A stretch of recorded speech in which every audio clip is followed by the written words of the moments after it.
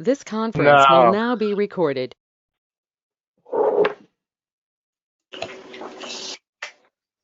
right, good evening, everyone. We'll now call to order this November 12th, 2020 meeting of the Council of Elsmere. Do the Pledge of Allegiance. I pledge allegiance to the flag of the United States of America and to the republic for which it stands, one nation, under God, indivisible, with liberty and justice for all. Moment of silence for those wishing to do so.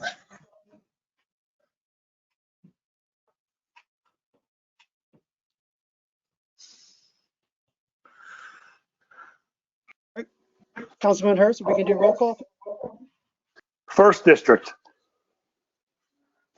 Present. Second District. Present. Third District. Present. Fourth District. Present. Fifth District. Present. Sixth District is present. Mayor. Present. Town Solicitor. Present, Councilman, and I apologize. I was on and then I got kicked off, so I'm back. I'm sorry about that. Town Manager. Here. Police Chief. Here.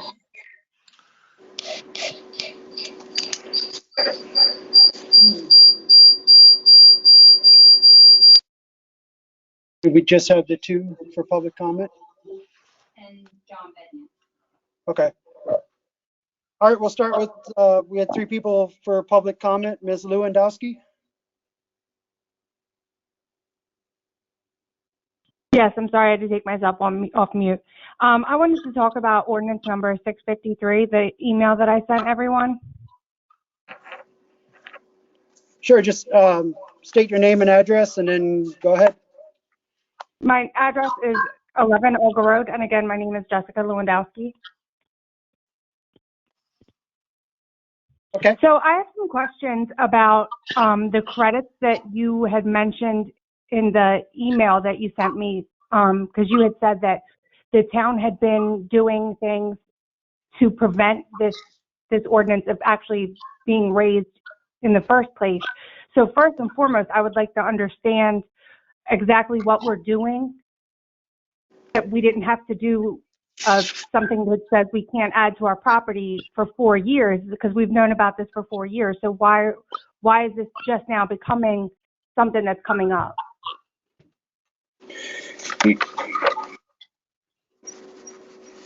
So why don't we do this? When we get to that ordinance and we start talking about that, if you have questions on it, you can go ahead and ask them at that time, because it might make more sense than to tend to go into that now, because as when we get into the ordinance, it'll be an explanation of what's going on, if that's all right with you and that makes sense. Yes, that works for me. Okay.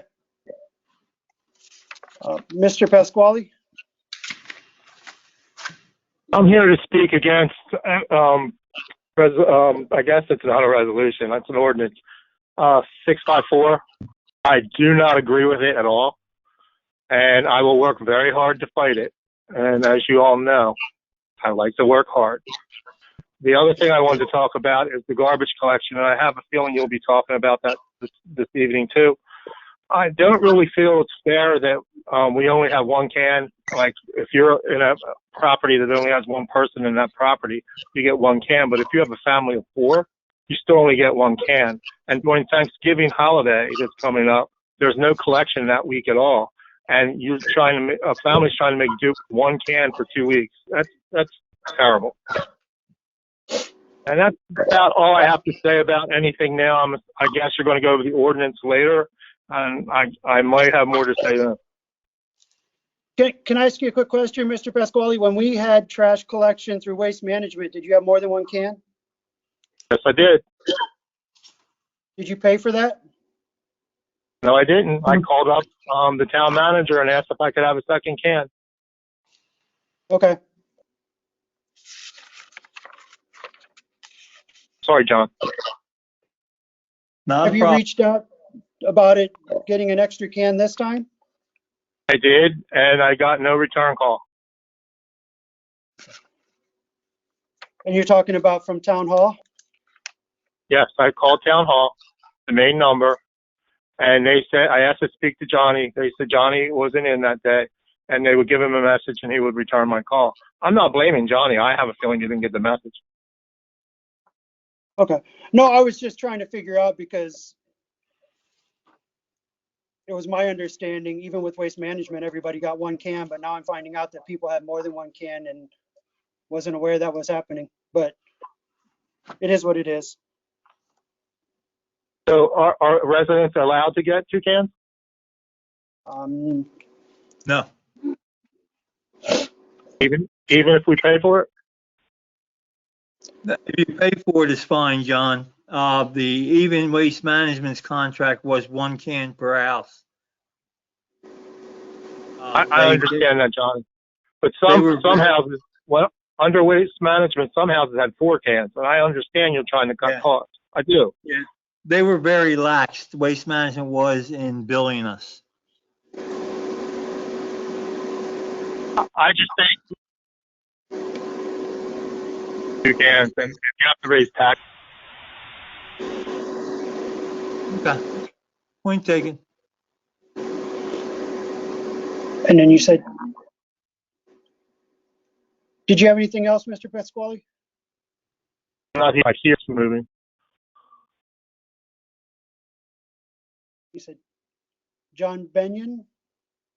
Speaking. Yeah, I'm here to talk against Ordinance 654, but I think it probably makes more sense to talk about it when you guys discuss that, so I can hold off for a little bit. Okay. Was there Thank you. anybody else? That's all. Mayor, you're not getting addresses from people speaking. Mr. Benyon, can you provide your address, please? Yeah, I'm at 2 Marvillo. Mr. Pasquale's too. Mr. Pasquale, Dean Alford. I'm sorry, 13 Lucky Alfred Avenue.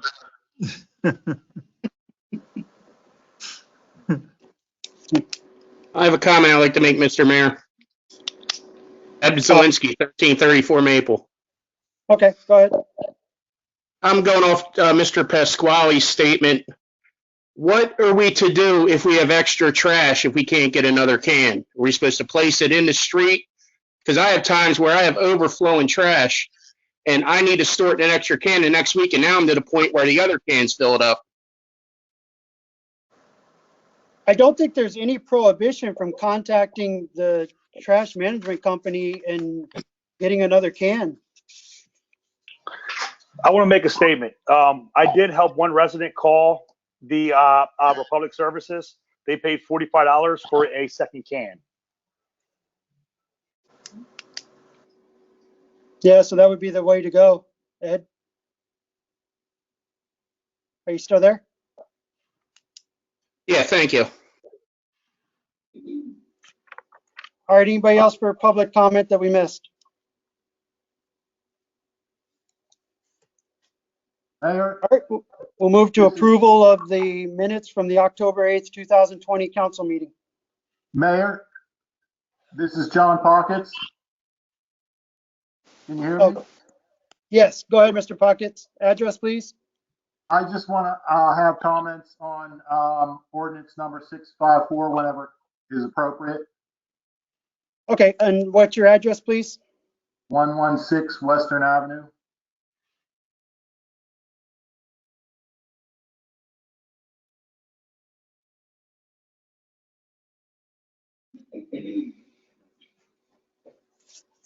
All right, now we'll move for approval of the October 8th, 2020 minutes from the council meeting.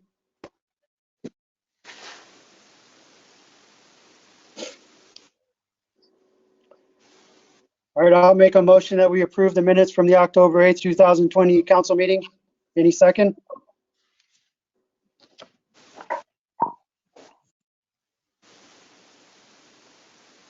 I'll second. All right, second by Councilwoman Jensen, motion by Mayor. Any discussion? I would like to say that I'm going to vote no just because of the fact that there's no recording. So there's nothing that we can really look against to see what was said or what wasn't said. Thank you.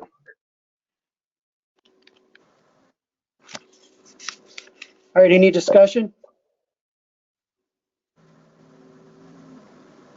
Okay, we'll do vote by roll. First district, I need to abstain because I was not present at that meeting. second district, Yes. third, Yes. fourth, Yes. fifth, Yes. sixth.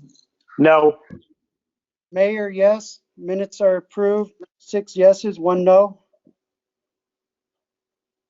All right, move on to old business. Item number 1, discussion concerning the response to the questions or comments received as part of the 2020 comprehensive plan to the Plus Committee. Mayor, I'm sorry. I'm sorry, I just wanted to correct something for the record, Mr. Mayor. The vote on the minutes were 5 yes, 1 no, 1 abstain. Correct. Sorry about that. Yeah, 1 abstain. Mr. Mayor, as far as the minutes of the comments from the Plus Committee, I have forwarded everybody the letter we received back from the Plus Committee from the state. We have to now decide what our response to that will be. I just forwarded another email that I just got this evening from Sean about his proposed response to them. I think I've forwarded everybody all the comments we've received. Now in December, we'll have to come up with what council's official response will be to the Plus Committee. And we'll send that back and see where it goes. But it's an extensive document with a lot of changes, suggested changes to it. And not really bad, but it's what you need to read over.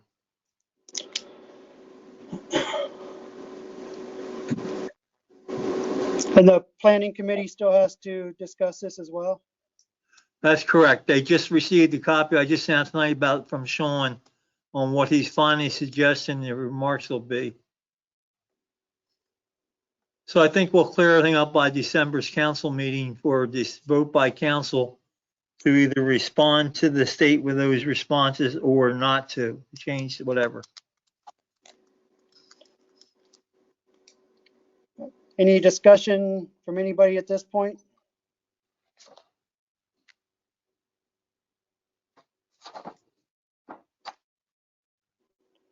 All right, hearing none, we'll move to item number 2, consideration of third and final reading as well as a public hearing of ordinance number 652, increasing the amount of parking and other fines for violations of the traffic code and parking regulations. Mr. Mayor, the chief is here tonight, but at the last meeting, Councilman Hurst, I believe it was, one of the fiscal impact added to this. We've added that fiscal impact after consultation with the chief. The chief is here to answer any questions about the ordinance itself. There is one thing I would like to amend for driving while suspended or revoked.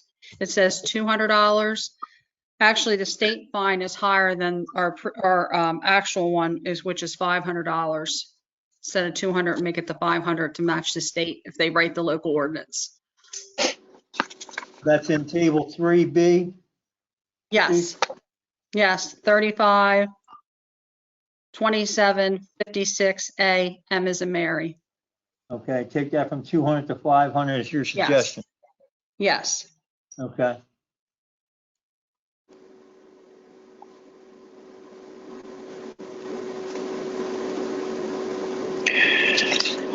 All right, do we have a motion? Mr. Mayor, we'll first have to have a motion to amend the ordinance to that $500, that increase from 200 to 500, and then a final motion on the ordinance itself. Mr. Mayor, you could just, if you want, you could make a motion for consideration of the ordinance as amended with regard to 35 code 2756 AM. just to make it easier on yourself if you'd like. So move. All right, motion by Councilwoman Jensen. We have a second? I'll second. Seconded by Councilwoman Persani. Any discussion?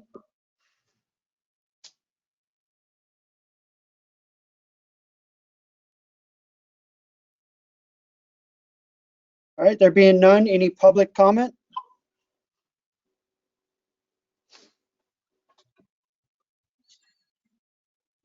Any hands, any? All right, there being none, we'll do vote by roll. First district, Yes. second, Yes. third, Yes. fourth, Yes. fifth, Yes. sixth, Yes. mayor, yes. Thank you. You're welcome. 7-0 in favor. Item number 3, a follow-up discussion concerning a potential change to chapter 204-32 for the income level and discounts offered by that chapter. Mr. Mayor, this was also an item brought by Councilman Hurst to look into the feasibility of increasing the senior disability property tax exemption. And he wanted to know some basic numbers on it. The finance director has looked at this and produced a report that you have before you tonight, the senior tax disability tax exemption projection. And the end of that is it looks like it could affect 25 properties, 25 people with a tax credit of $10,525, a full senior tax credit of $1,867, and a senior partial tax credit of $2,304 for a total of $14,696 less the town would receive in tax income if this was to be approved. The finance director is here. If you have any comments from him, I would warn you, and we have talked about, this is the basic that we know it. This is the least it'll be. We have no way of knowing what the max will be because people haven't applied for it under these circumstances. We don't have the numbers of the people who would qualify because they've been denied so far. This is the minimum.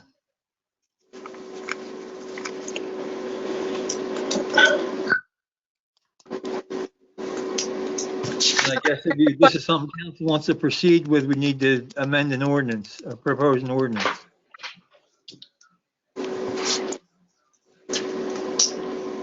All right, well, it's open for discussion.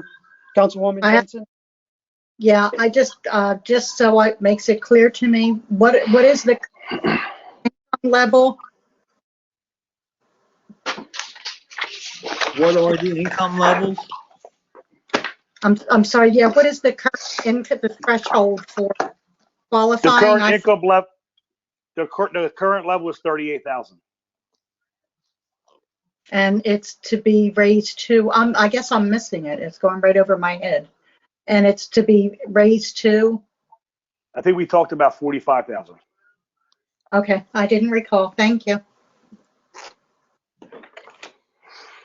So you guys got to remember, this right here is going to help the people in our town that are retired, aren't very well off, and this is going to help them fit in a little better. So it's been a horrible year with COVID and everything else, and it's time to look at our residents because we've taken so much away. So I would like to move it forward for next month as a ordinance. Thank you. So, John, Giles, has anybody contacted Town Hall within a hardship on our current tax rate? Not to my knowledge. There are some people who I guess you could say maybe they have, and that they want to go on payment plans. They can't make the tax payments. They want to go on a payment plan. That could be considered them contacting us with a hardship. But to call up and say, I can't pay my taxes, no, we haven't had any of those to my knowledge. And Steve, you'll know from finance, have you had any of those? No, we have not. Okay. How many people are currently on a payment plan? Steve, do you have those numbers? I do not have those numbers, Mayor, but I can get those numbers to council tomorrow morning. Jackie usually And I has guess, those once a week. Councilman McEwen? Yes, John, has anybody applied for the senior discount? Has been turned down because of the limit that we're at now? Yes, sir. No? So in Yes, other sir, there words, have if we raise it up to 45, Brian? I believe that's what we said last month was 45. I would like to confirm it 45? with Steve. So in other words, if we raise it up to 45 and everybody now applying for it, in other words, you're looking for more people that is retired to apply for the senior discount. Am I getting that correct because we raised it up to 45? Yes, That, it's you going know, to help people out more could- people. Yes. That's what you're looking for? Yes, it's going to That's what help you're more of looking our for. residents that aren't very well off. Correct. Okay, but 40, okay, because that's why I asked John, with the 30,000 we have now, how many people have been turned down from that? And And he John said a said couple. He none. didn't give you a total number. I No, think he didn't give said me it a did happen. quota. Well, I didn't John, ask you for you that. did I give just him a asked number, has correct? anybody been turned down? I believe he said yes. There have been No, people turned down. I don't know the number that have been turned down. You did turn somebody down at 30? Yes. Okay. I'm I thought telling you you said that no. I'm sorry, I didn't hear you. Steve's assumption is that 5% increase in the base tax discount. Yeah, I know. 2% I know how it works.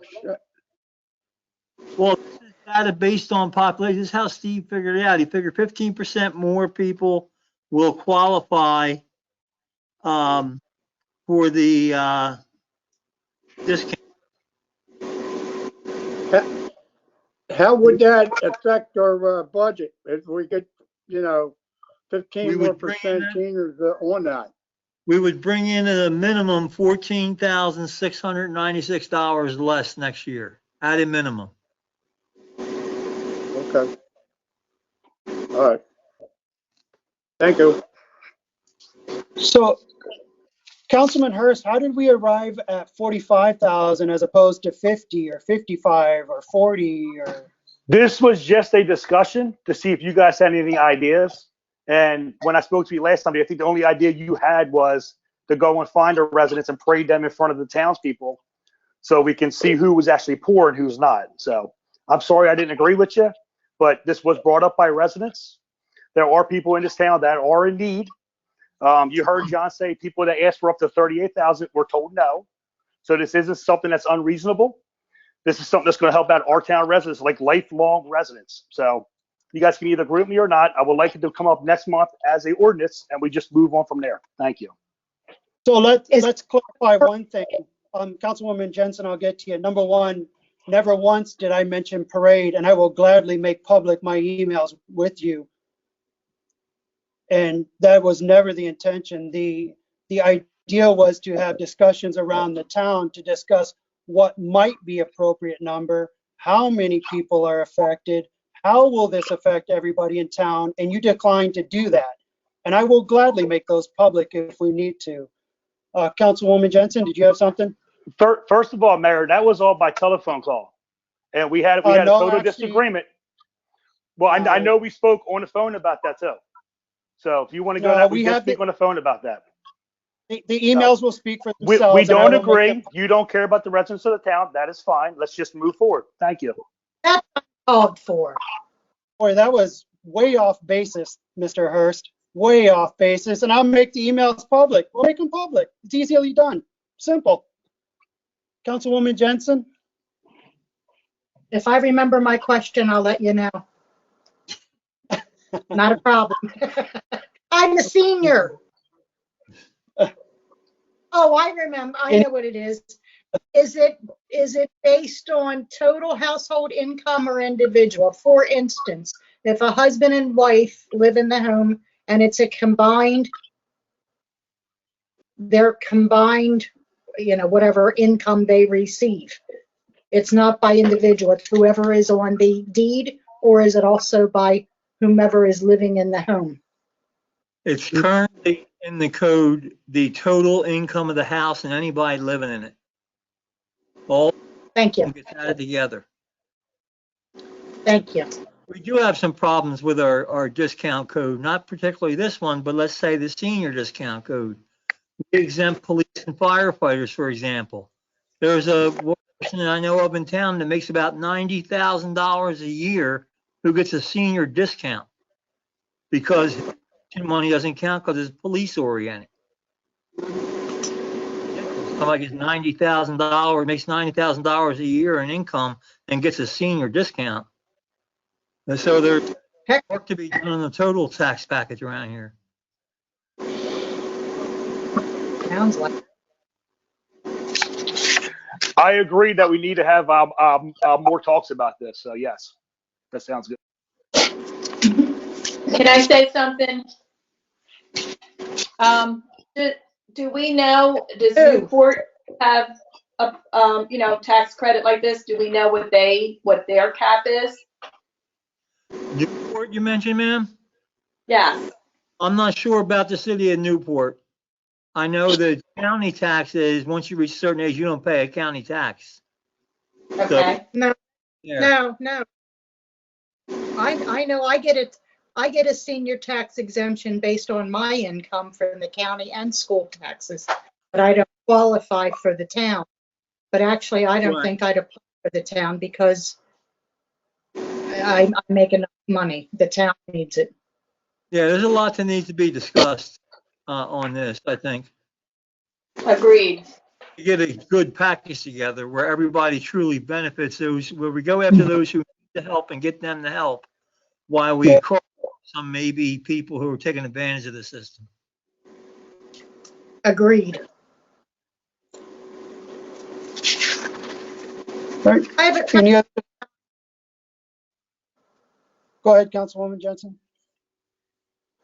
Does the town have a way to track when a resident who was receiving the exemption through the town passes away and someone else is living in the home and doesn't let the town know? Do we have a mechanism? I believe it was brought up before that you have to apply for it each year. If you don't apply for it, you don't receive it. Right. It's an annual. Oh, okay. I'm familiar because Yes. the county and the school, it doesn't, you don't have to reapply. That's why I asked. Right. Thank you. Mr. Martin, you were saying something? No, I was just chiming in with Councilman Hurst that it is an annual application. So every year, a resident has to be qualified.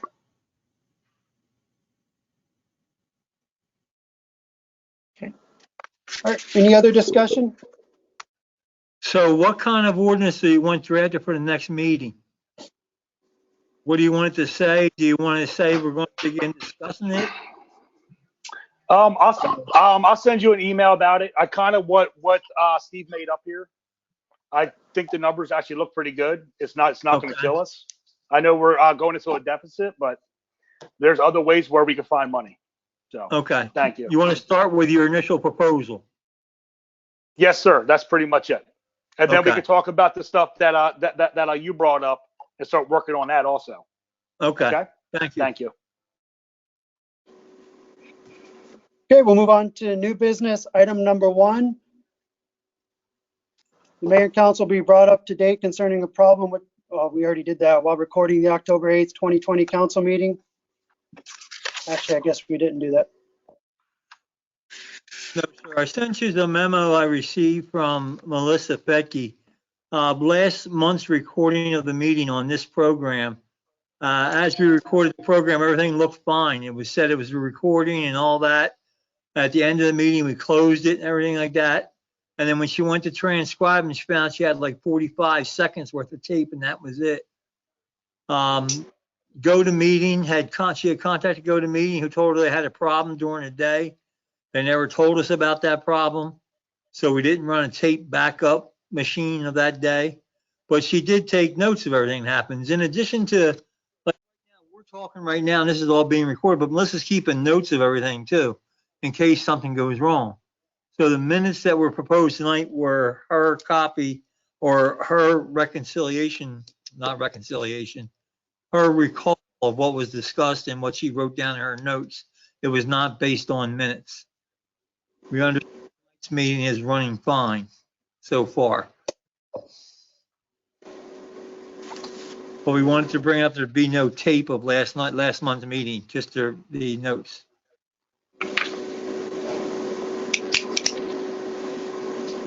Okay. Any discussion, anybody?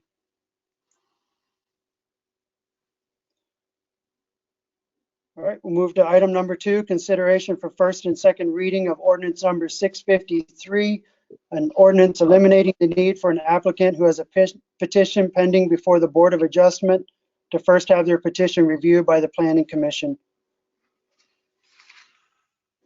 Mr. Mayor, this was proposed by you? Yeah, and I've had conversations with Mr. Lindell and some others about this, and this would not impact the Planning Commission at all from reviewing subdivisions, with involvement in the comprehensive plan and the myriad of other things that are set forth in the ordinance that they do. What it does is it eliminates one section which requires all petitions to go before the Planning Commission before going to the Board of Adjustment, which becomes duplicative. And even talking to some of the people who, after going before the Planning Commission, the question was raised, well, why are we doing this twice when the Board of Adjustment, the Planning Commission just gives a recommendation to the Board of Adjustments what they can or do not have to follow. So it eliminates that process so people can now just do a one-step process. And that was the basis for the proposal.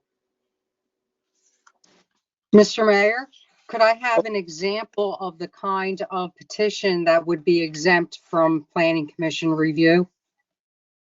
Driveways, additions onto homes.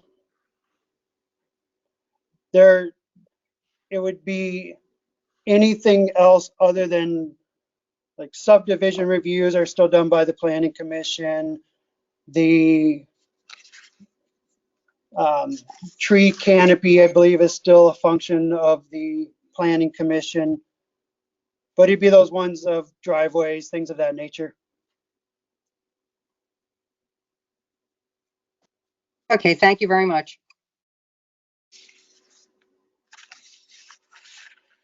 So I'll make. Mayor? How did it get past the Planning Commission and went right to the Board of Adjustment? Say that again. How come the Planning Commission didn't get it and it went to the Board of Adjustments? The Planning Commission only issues a recommendation, Charlie, whether it's for or against. It doesn't matter. It still goes to the Board of Adjustments. Yeah, I understand that. Yeah. Well, that's how it gets through to them. The Planning Commission could say, no, we don't like this, and you shouldn't be able to do this, but that's just a recommendation to the Board of Adjustments. Correct. And it went to them. The Board of Adjustments is the final decision maker. Oh, okay. Okay, thank you. So I'll make the motion to pass ordinance number 653 for first and second reading.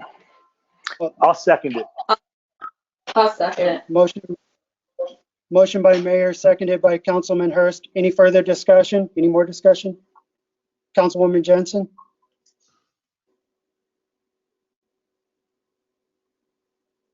I think you're on mute. Well, that's good because my mind went blank again. I guess it would, my mind is on other things.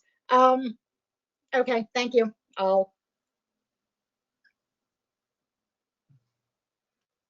Any other discussion?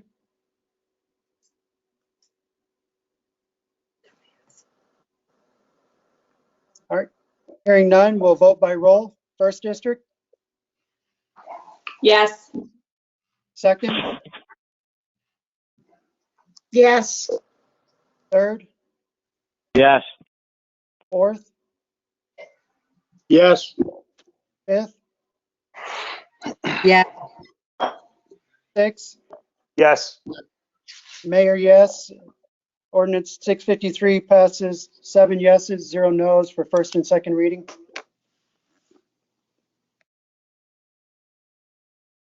Thank you. Move on to item number 3, consideration for first and second reading of ordinance number 654, an ordinance establishing a moratorium on the review or hearing of an application to the Planning Commission or Board of Adjustment, which in any manner increases impervious lot coverage. And before we get into this, just so there's some kind of order to it, I know this is Councilwoman Jensen's proposal, so if she can set forth her basis for this, and then council can discuss, and then we'll open it up, because I know there are several people on public comment who wanted to speak also. So Councilwoman Jensen? All right, to make it the simplest, I'll refer to the letter that, or the email that I sent to, everyone got a copy on council, and the town manager, and also Ms. Lewandowski, who wrote to council. But for starters, it's a moratorium for 1 year and 1 year alone. Anyone who has a hardship due to disability or accessibility, their petitions can be considered. I'm proposing the ordinance basically to give the town the opportunity to evaluate the amount of impervious surface throughout the town. Since 2016, we've increased with the various driveways, additions, etc., that have been put on the various properties. It's not to negate that ever happening again. Basically, it's the same conversation I've had with the mayor and council too. It's that we've also increased since that mandate came out, and I want the town to be able to determine how much we've increased, because this isn't just because it really has nothing to do with lot coverage.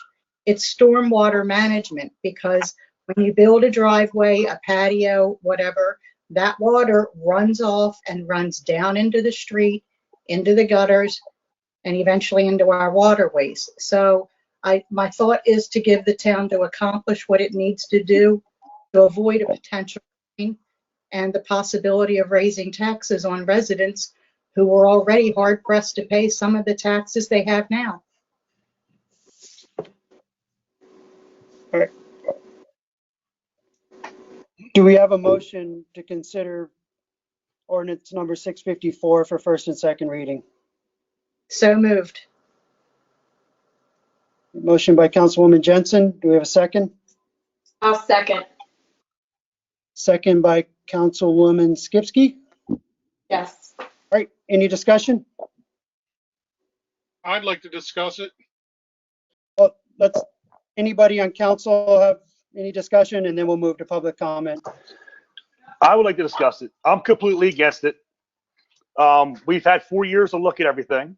We've been doing street sweeping, which has maintained it. And I believe what we were told before was the street sweeping was already up where we needed to be. So I think that's maybe what Jesse was asking about with the credit. I think it's a credit we get every year. As long as we do enough street sweeping, we get enough credit that covers what we have. And my biggest problem is if you got somebody with 30% lot coverage and they want to come and have something done to their property, and they're going to be told no right away. You have to wait 1 year. We can't do nothing for you. I think that's a bunch of crap. So if you're under your allowable lot coverage, there's no reason why you can't go and ask for more. There's a lot of people that have 50, 60% lot coverage, and we're going to be just telling everyone no right off the bat. It's just not right.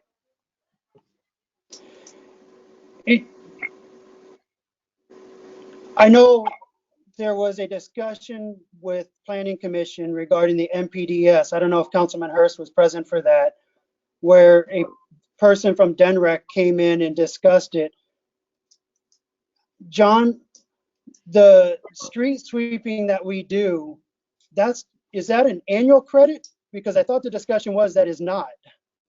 That is right. We have to apply for it annually. But then the discussion during that Planning Commission meeting was those credits have been used. We need to find other sources to be able to reduce our coverage numbers. It's They're not, To an extent, yes, but we can reapply for the permits each year for the drain cleaning, street sweeping. okay. which is good. Right, which is really But good. that can be good, but we've also increased, and now we have to sweep the streets more to come up with additional credits, because that was taking care of the 3%, I thought. And then what do we do if, God forbid, but if the street sweeper is down for a period of time, that could affect that. So again, the thought for the moratorium is not to turn everybody down. If there is a hardship, an immediate need, those petitions can be heard, and that will be determined when an individual goes to apply. And it all, again, to give the town up to 1 year, because this can be rescinded if this ordinance is approved, it can be rescinded by the mayor and council at any time. So again, it's just to look into what we've done to increase, so that what we can do to reduce the additional stormwater we're creating. One question I have is, what's 1 year going to do now when we've already had 4 years? I know we discussed about things, it just hasn't happened yet. So us just waiting one more full year, it's not really doing anything. As the street sweeper goes down, we're all going to be very, very upset. We spent $300,000 on that, on it. So that's not going to be cool. So what it's going to do, Councilman, is let us get a grasp of where we are right now. We were at 3%. We're meeting 3% with our street sweeping, but what are we not meeting based on what we've approved? In other words, did we approve enough to make it 5%? We need to reduce it, not 3 any longer. And we don't have to do that study. We're going to have to ask the county to do that study for us. Yeah, but I believe that every single lot coverage that's done, we know exactly how much lot coverage is added to that. We should be able to know what we have and just do some math and figure out where we are. Well, we do. We also don't know the outcome of the phase 2 permit yet, which is going to require downspout water catches, rain barrels be put into place, all these different restrictions that the federal government's coming out with to stop the runoff have to be implemented also. So we're kind of at their whim. What are they going to put out there? And their simple answer is no. They're never going to tell us we can't drain our water. They can't stop us from draining our water. They're going to fine us, and they'll fine us until we can't pay the fine anymore. Councilwoman Jensen? Again, I'll read from my memo or my email, but my thought in proposing the ordinance is to give the town the time to accomplish what it needs to do to avoid a potential fine of $68,000 plus. It'll give the town time or the opportunity to locate areas that could possibly be turned back to pervious ground, determine the cost for doing that, because it's going to cost us money, whether our public works department can do it or not. And it also will give the town an opportunity to come up with some sort of timeline in order to accomplish what we need to do to save us from having to raise taxes and pay a $68,000 plus fine. Thank you. Councilwoman Jensen, just out of curiosity, would you be spearheading these conversations to occur? Taking the bull by the horns and having meetings or whatever comes about to figure out different avenues, different paths, what's the impact, things of that nature? I would be happy to try to come up with some and work with the town, but really I don't have the expertise, but I'd be more than happy to work, sit with or on the phone with the town manager.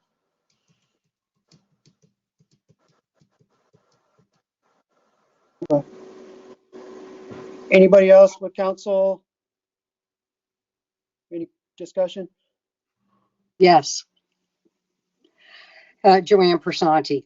I attended that planning commission meeting, excuse me, where the lady was speaking about MPDES. And I must admit, I was more confused than I ever was by the end of that meeting.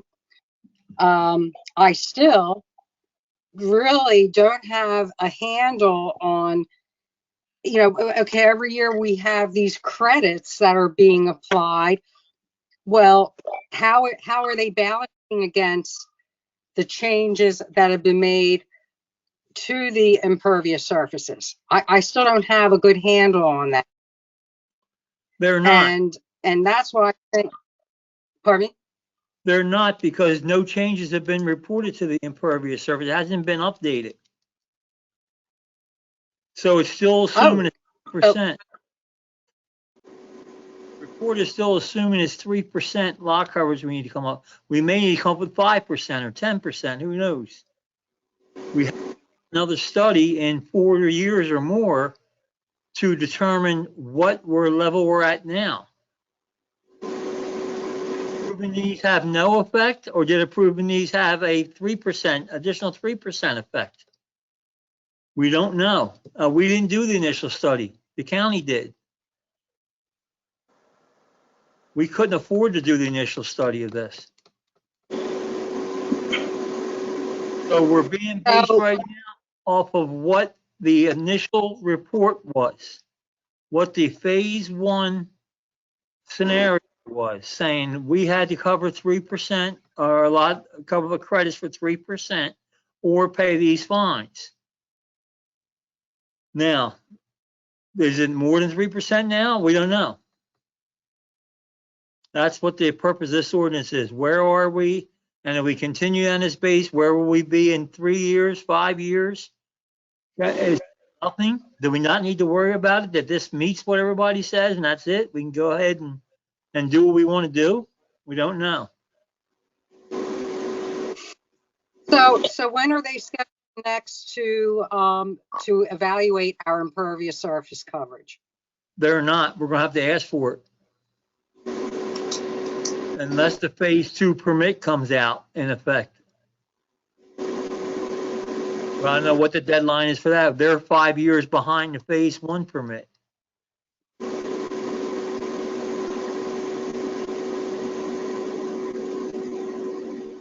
It's the unknown. It's the unknown, Joanne. It's the unknown. When nobody knows what the federal government's going to do or when they're going to do it. But we should know what our impervious surface coverage is today. We should know where we're at. And what increase occurred from when we started with the MPDES permit. No, because it covers impervious surfaces, every driveway, every store parking lot, every area of roadway. All that is impervious surface, and it all gets added up. And who does that calculation? Do we do it? We're not qualified to do it. Maybe the engineers are, but who knows what they'll charge? So we can't even have a report on where we're at, is what you're telling me. We can have one. We've got to ask for the report. We've got to ask for somebody to do the report for us or pay for it to have it done to see where we're at. You see that? Jensen wants to say something. I'm going to sit back and listen to Council. Okay. But in the meantime, we could have someone go through the petitions that have been granted since the time that this went into effect, which would give us an idea of how we've increased. You know, how many square feet, which driveway, et cetera, with the, what is it? I think it was 13 petitions that have been approved for coverage and draining, runoff since that time. And that was where my thought is to do that. And then we'll see, we can add that to the 3% and see how it looks. Okay, that makes sense. And in addition, we have to look at also tearing up Walling Park, the impervious surface there. Yep.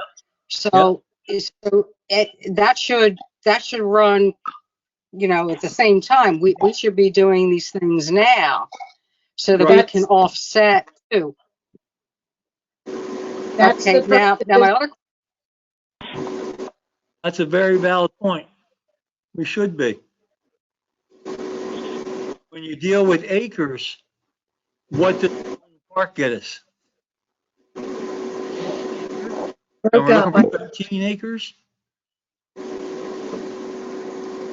These are what we need the answers to. You're right. What you're saying is 100% right, and it's confusing and it's all heck. It's tough to get along with, but to do nothing and to keep approving these things is only making it worse. Therefore, we take the 1 year. Therefore, we take the 1 year to identify how much the increase has been since this went into effect. The town, the opportunity, the ability to have the time to breathe, to identify areas like the old tennis court at Walling Park, possibly the parking lot down at Maple Avenue that doesn't get used, identify how much area that could be, and then a plan and a timeline to come up with to accomplish that before we get, quote, caught with this extra percentage or acreage that is out of compliance. And then we get credit for working on the subject too, for bringing the subject up and working on it and trying to come to a solution.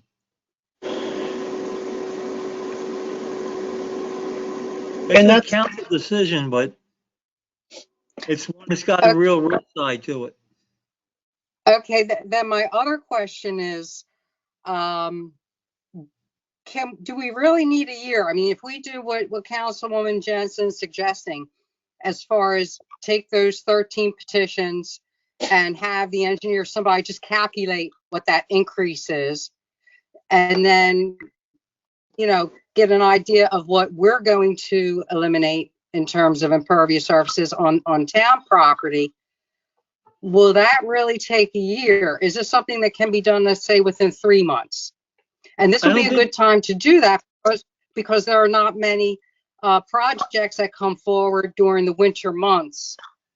So it would be less inconvenient to the residents. I don't think it should be done in 3 months because a lot of it will involve money. And that'll come in the next budget year, which won't be until July. You know, we're gonna take out Balloon Park or Walling Park, let's say we're going to take that out of there and it costs $10,000. We don't have that right now. We'll have to take it out of next year's budget. We'll have the budget for it. And we'll do it between July and January or December. But at least we'll have a plan of doing it. And we can always roll it. I'd rather roll it back and say to the residents, hey, look, we said this thing was here for a year. It's only been 7 months and we're going to roll it back rather than, well, we said it was going to be 3 months. Now we're extending it for another 6 months or 5 months or whatever it might be. I think they'd be more upset hearing things getting extended than they would having things lessened. Okay, thank you. That's all I have. John, you're correct. That is why that we put in there that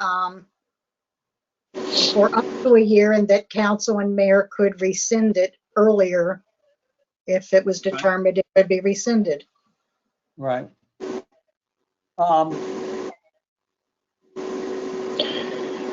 I bring your attention to here number 3 on this ordinance though. It says, item number 3 says, this moratorium shall in no way prevent the processing of application if approved, which would decrease or keep the same the amount of impervious surface on the property, which is the subject of the application. So if somebody wants to do something on their driveway and they can keep the water the same, it doesn't stop them. They can do it. They can do it by putting impervious pavers in and different drainage things on. They can do those projects. This doesn't stop those. It only stops those that will increase the water flow, thereby increasing our liability.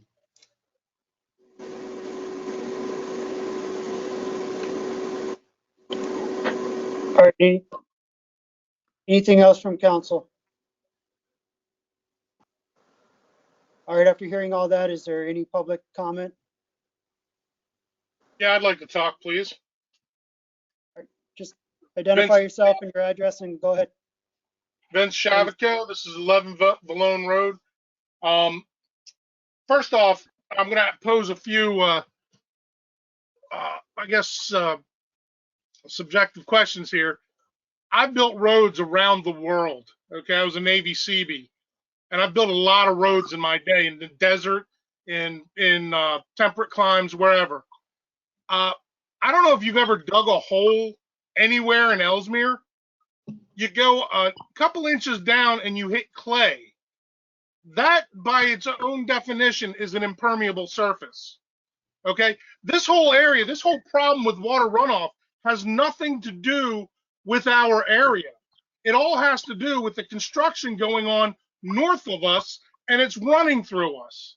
So it doesn't matter how much impermeable surface you have. All right, what really needs to be done is make sure that the sewers or the rainwater drains are cleared out consistently. I was flooded out yesterday. My front yard, my basement wasn't, but the front of my house was flooded out. All right. I mean, this is asinine if you ask me, because what you're doing is you're telling people who live here that we're going to control what you do with your house. So what you're going to end up doing is getting a lot of people renting, which is going to lower the tax base and the general level of this whole area. And we're getting a lot of that now. There's a lot of Section 8 housing, and there's a lot of low-income housing. And if you want real tax money, you've got to make this area more likable for people to live here, not less. And by doing these sort of totalitarian things, you know what?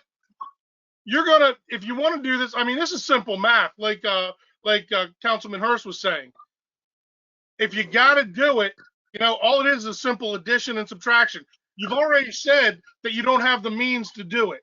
You don't have an engineer, and you'll have to ask Newcastle County to do it. Well, if Newcastle County's going to do it, they're going to do it on their time, not on yours. When you say, oh, I need it done now, they're going to say, well, we can't do it for a year. Well, then you have your whole thing. Unless you have it properly planned and paid for before such time, you know, here's a good idea. Find out how long it's going to take to do an actual review, and then find out exactly what you have, and then keep records of what's changing. Then you have everything, and nobody's put out. I mean, this is, again, dig a hole in your yard. How far down do you hit before you hit Delaware? We got ERB soil here in Elsmere. All right, it's silt. We're in a fluvial plain. All right, this is all runoff area. No matter what you do, it doesn't matter if the runoff is caused by blacktop or the actual clay or the concrete, or excuse me, the granite that is part of northern Delaware. That's how northern Delaware is. Newcastle County, we are non-farmable ground.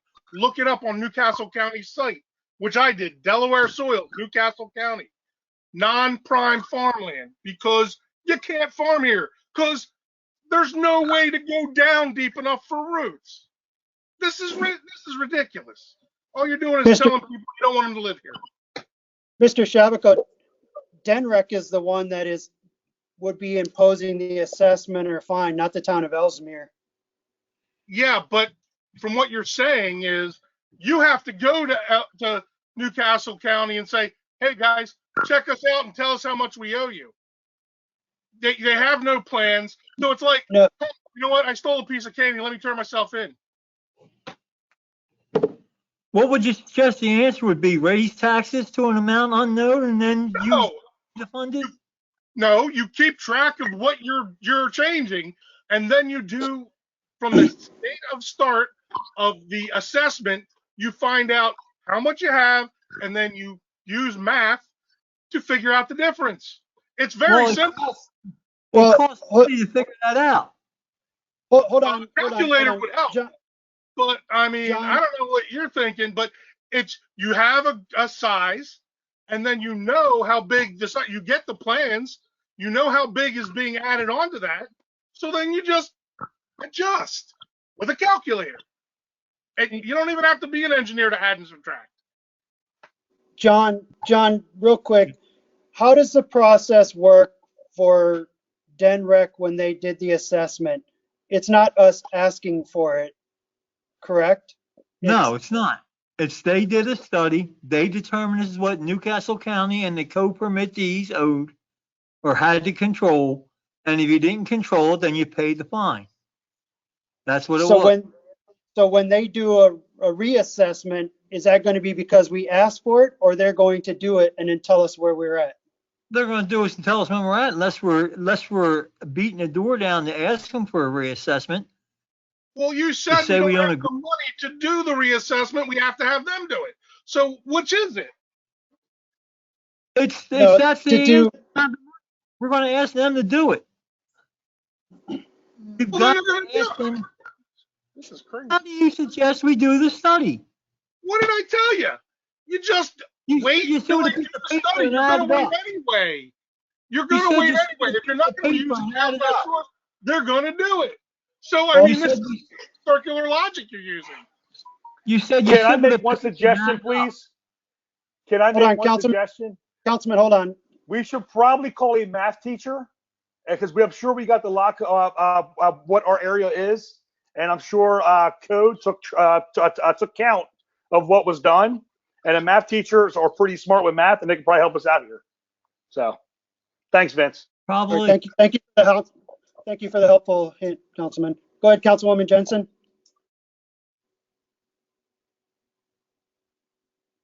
You're muted. We're doing this so that we can take a pause on approving or disproving petitions for additional water runoff from properties.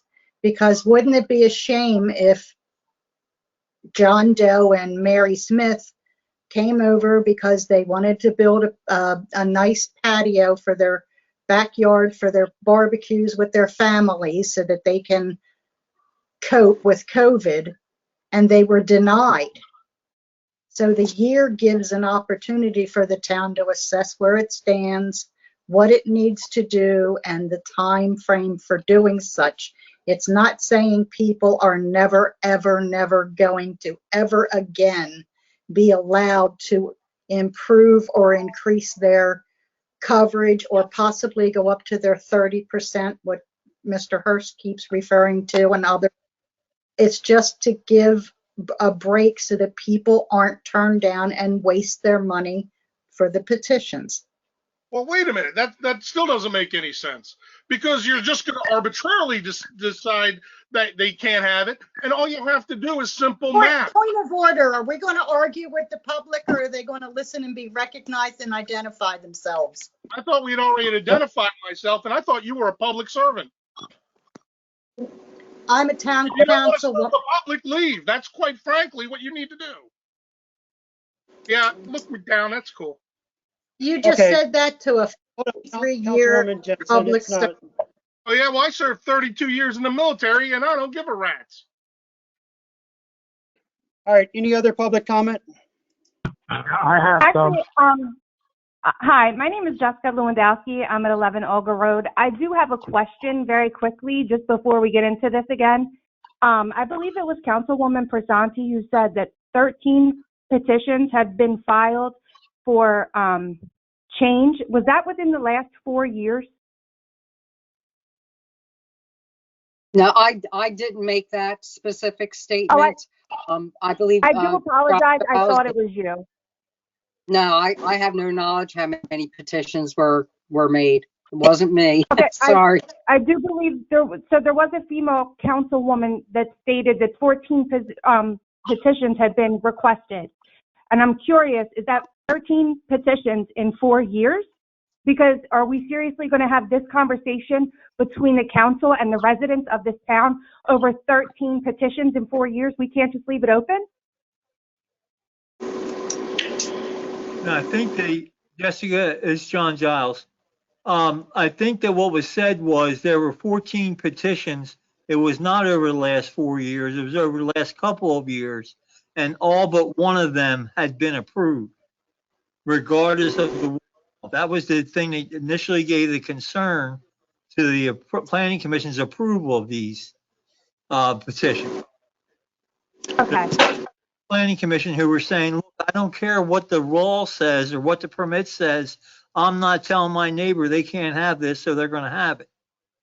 And 13 were approved with no concern.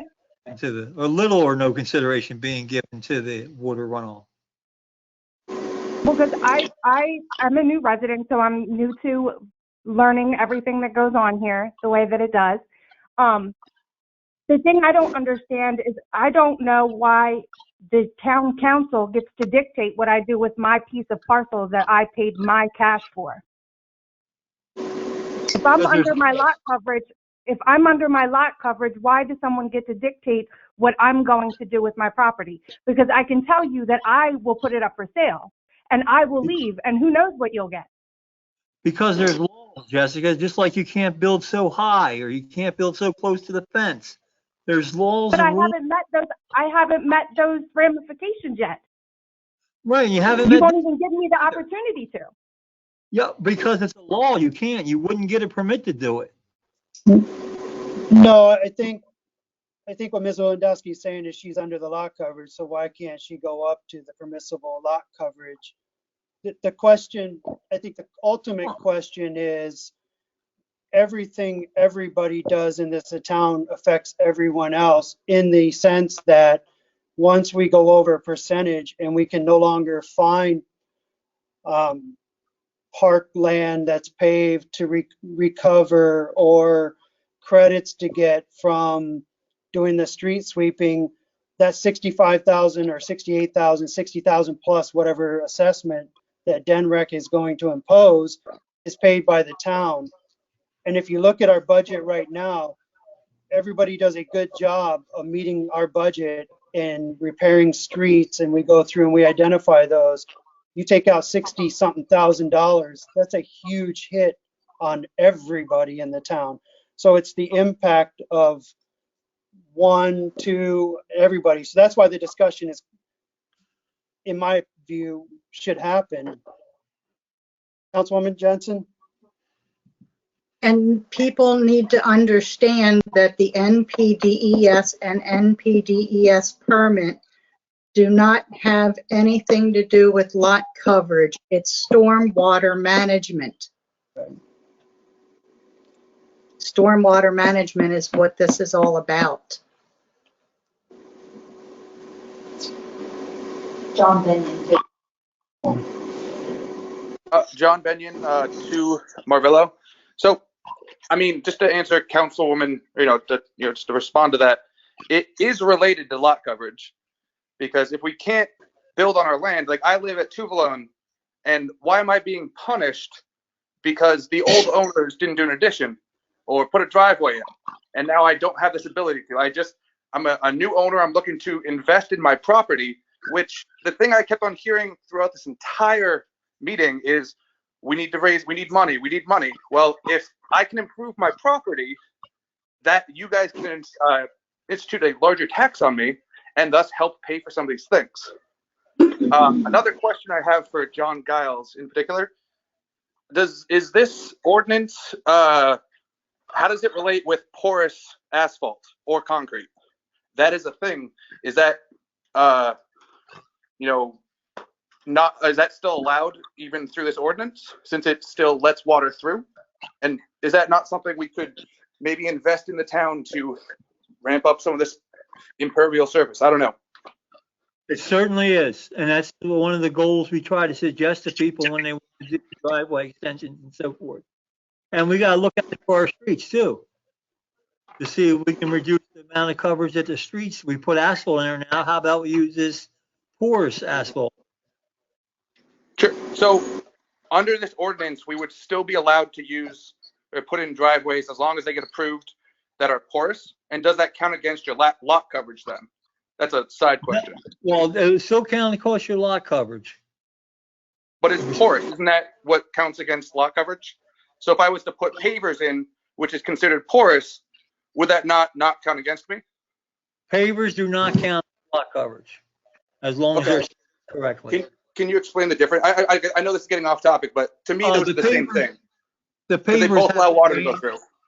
The pavers have a drainage area that the channel ways or whatever between the blocks, where the porous or non-porous or porous asphalt is one sheet. Yeah, but water goes through it. As a chemist, you know, anything that's porous allows That could be something through it. So That could be a good argument. I mean, to me, they are the same equivalent. If one is not considered impermeable, then the other one should not be as well.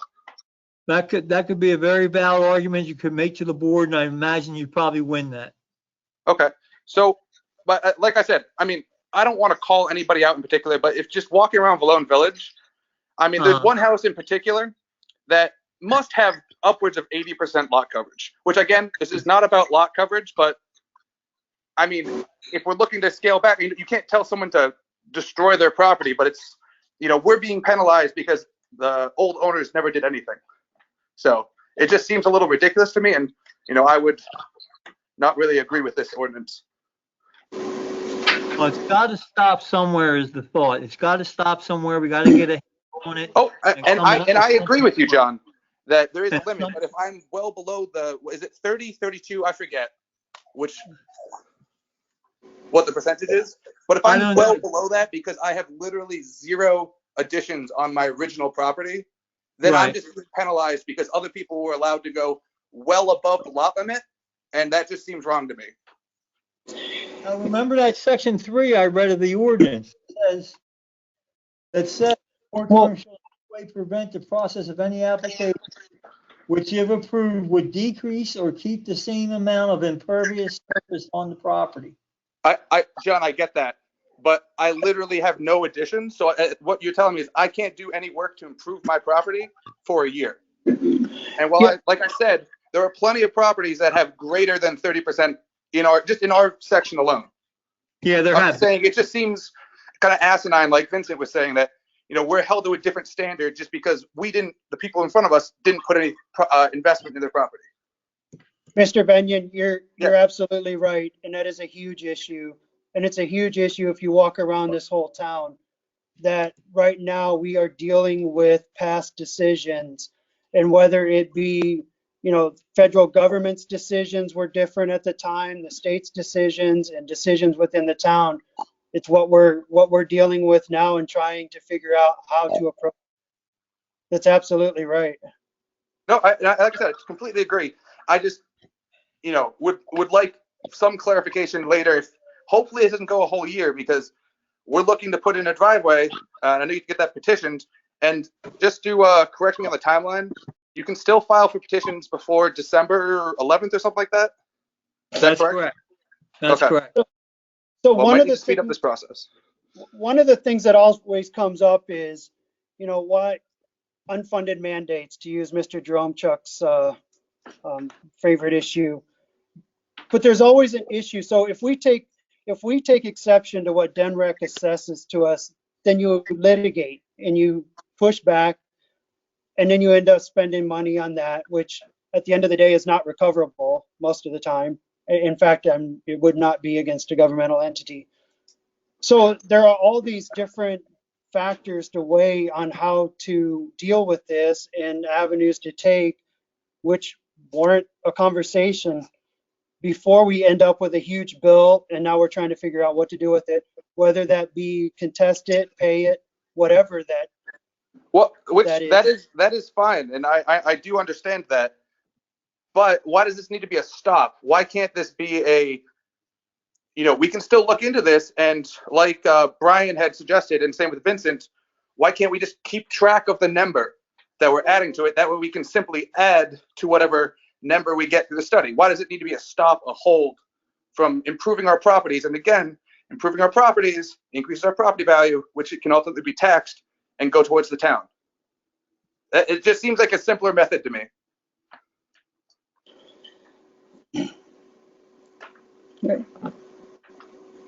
Can I speak?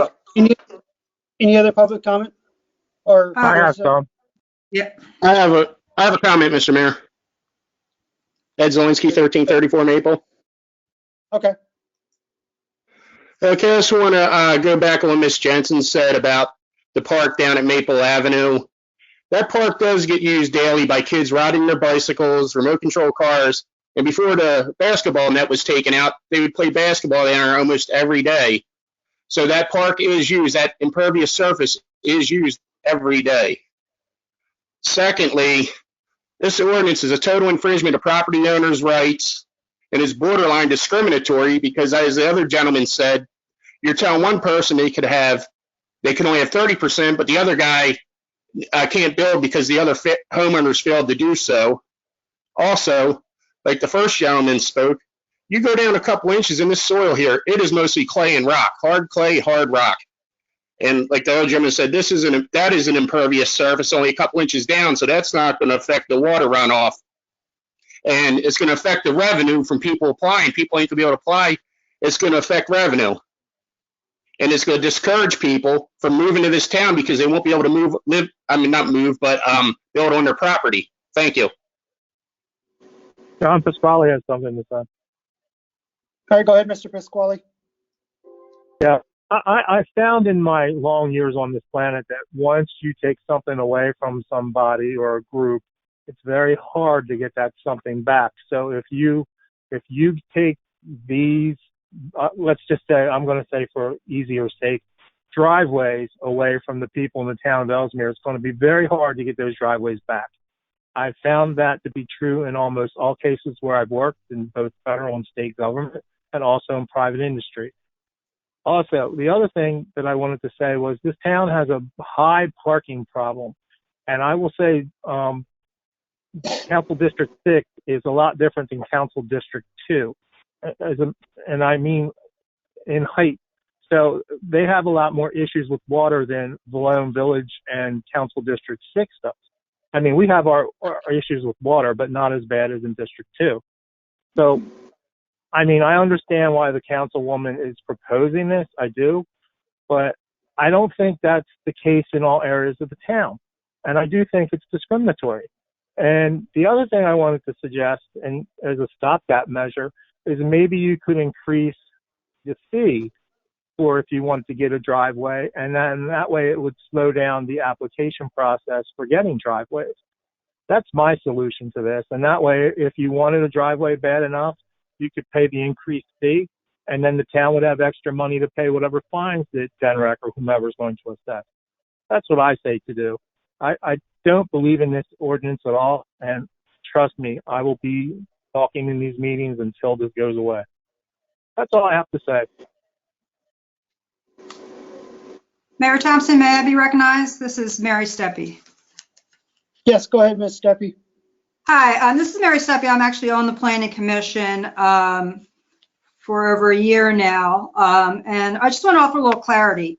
So we're talking about this permit. The permit is the NPDES, National Pollutant Discharge Elimination. It's a national federal legislation that came out, EPA, Clean Water Act. It's been around for a long time. It's gotten a lot of conversation lately in the Planning Commission because of questions, mostly by me, questioning a lot of things. Part of this NPDES is stormwater management we've talked about. The other part is the Watershed Water Quality Improvement Plan. And we are on the Christina watershed. So the town of Elsmere, through our stormwater and through our creeks, we drain right into the Christina River, into the Delaware Bay, and so forth and so on. This is where this all comes from. This is not coming from the town. So part of that water quality improvement plan through DENREC said that we had to treat or reduce 3% of the town's impervious area. Treating is the street sweeping and maybe a few other things, but basically we have been increasing our impervious through all of these petitions, and most of them have been driveway extensions. They have not been just clear driveways. And a lot of the residents say they're trying to pave it over because they already have flooding. But this whole mandate is not coming down from the town. It's coming down from our state level and our federal level, and it's something that it just is what it is. And there's been very heated discussions in the Planning Commission. I have been the only one voting no for some of the petitions. If we keep on this course of voting everything in and approving everything, we're going to be in serious trouble. Meaning, increased fines and fees and increased taxes, and we do not have that revenue stream to pay for it. Other municipalities, such as the city of Newark, attach a stormwater fee to their utility bills. We don't have utility bills. That means every resident pays a stormwater fee. That would be very hard to collect from our residents. So I think this moratorium is to look at and discuss with council, with planning commission and the board of adjustment, where we are, what kind of plan are we going to come up with? Because the course of action we are on now is unmanageable, and it basically is fiscally irresponsible to the town. We're not saying residents can't have what they want, but there is code.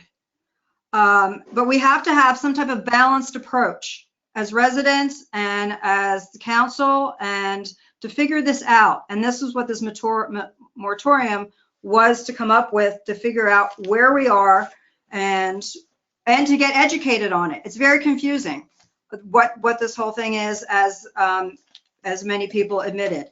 I think I've gotten a better handle on it, researching it, and we've asked for training and documentation. And so, with that being said, this isn't a big rights violation that's put out by the town. This is some time to figure this out and to figure out where we're going. And yes, pervious driveways made out of whatever type of materials are fine. They're recognized, pavers, whatnot, as a very fine approach to solve this issue. The tennis courts were abandoned years ago, and the community garden was there for 5 years, but that is going to be costly. That needs to be brought up by council and studied on how that impervious material can be removed and how you can reevaluate that area into some parkland. But that's not going to solve everything. So as residents and as mayor and council, we all need to work together on this, or else we're going to pay the price. So, but basically this comes down from federal and state levels, not from the town. The town just has to deal with it because we live on a watershed.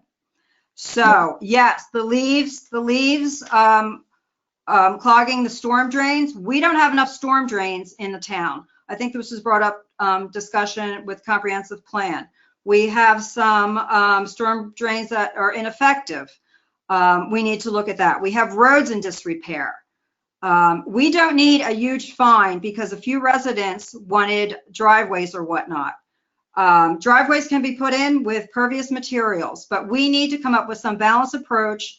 And this was what this time was meant to be, to study where we are, how this started, where we are today, and where we're going to go going forward. Because if we don't get this right, there will be a price to pay. So I think a lot of people are overreacting tonight. There's a lot of disagreement, but basically this is a federal EPA Clean Water Act, DNREC, trickle down to the town of Elsmere, and now it's our problem. And we have Thank you, Ms. to. Steffi. I want to give time, see if anybody else has public comment. Thank you very much. Yes, this is John Pockett, 116 Western Avenue.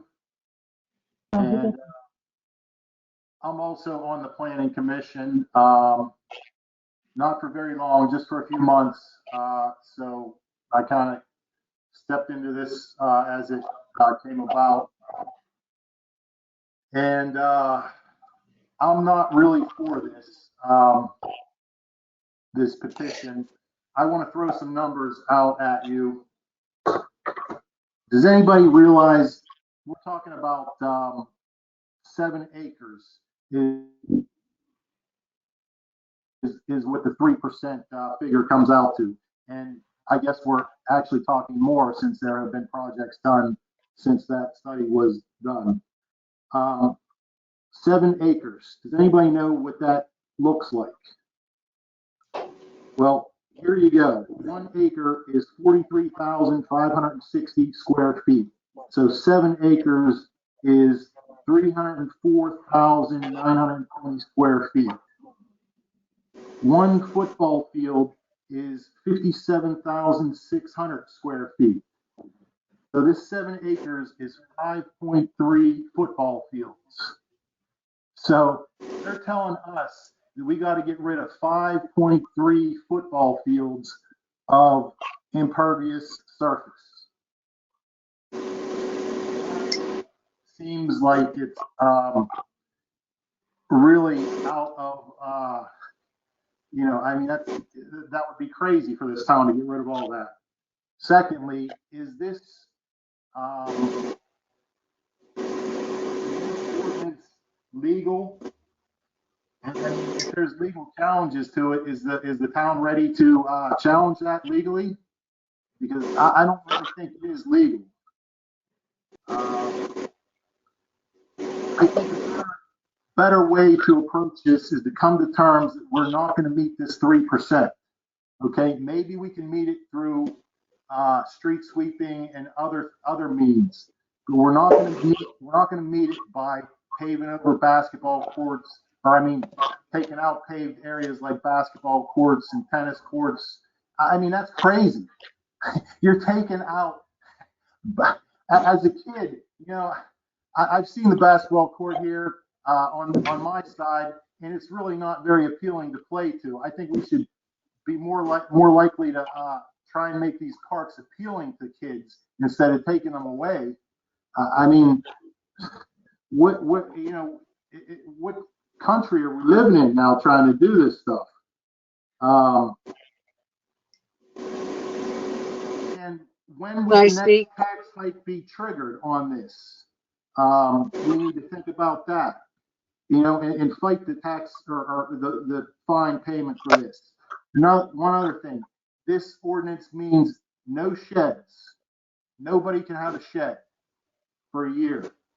And then at that point, we're going to come up with no feasible plans for this, and then you're just going to reinstate this ordinance.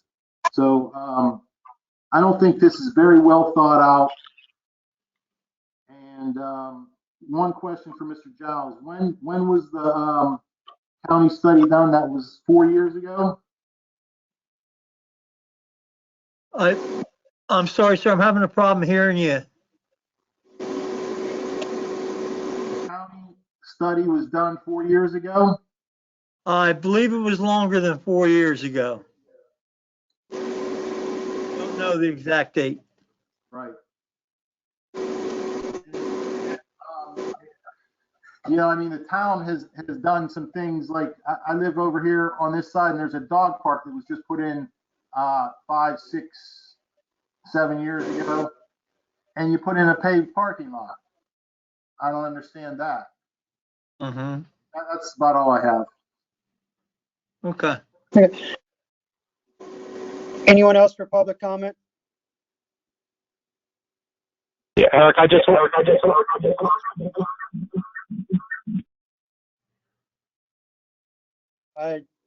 didn't get that.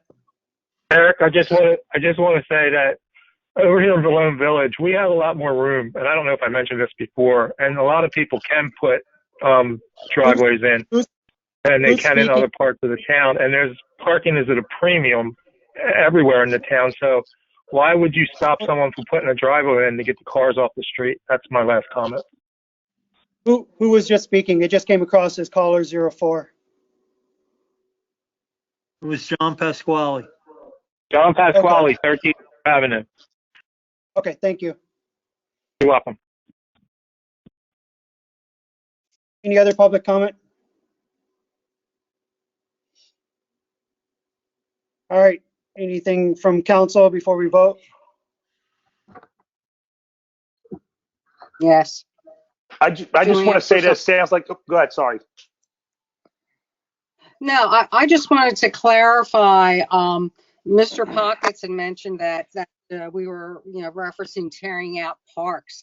This is not, the two areas that were mentioned, an area of Maple Avenue and an area in Walling Park are in disrepair and are not being the impervious surface is not being utilized.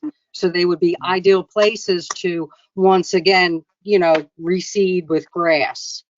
And perhaps the children can do other things such as maybe play soccer or, instead of games that occur on a pervious surface or impervious surface. I'm sorry. I just wanted to clarify that. That's all. Well, it did come up in our planning commission meeting that one of the solutions would be to take out a basketball court or a tennis court or some other impervious surface regarding parks. So, it seems like everything is on the table here. So I just had to add that in. Councilman Hurst, do you have anything? I just wanted to say, it sounds like all the residents are against it, and the only people for it is mayor and council. So I think it's time to vote.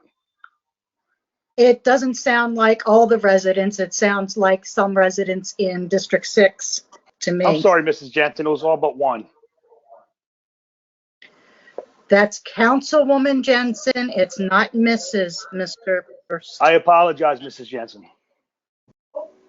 Who?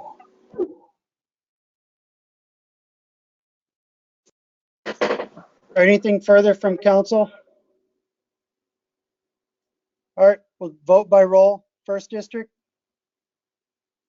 Yes. Second? Yes. Third? No. Fourth? Yes. Fifth?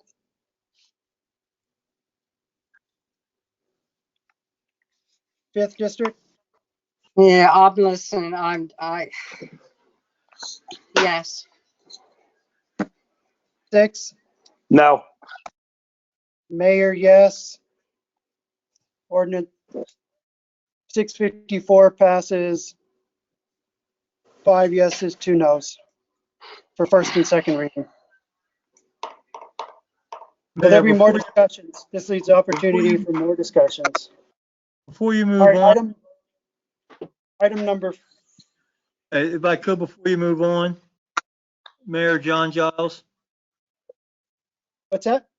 if I could say something before you move on. Oh, yeah. To all the residents who took place tonight, I appreciate your comments and so forth. I realize this is a contentious issue.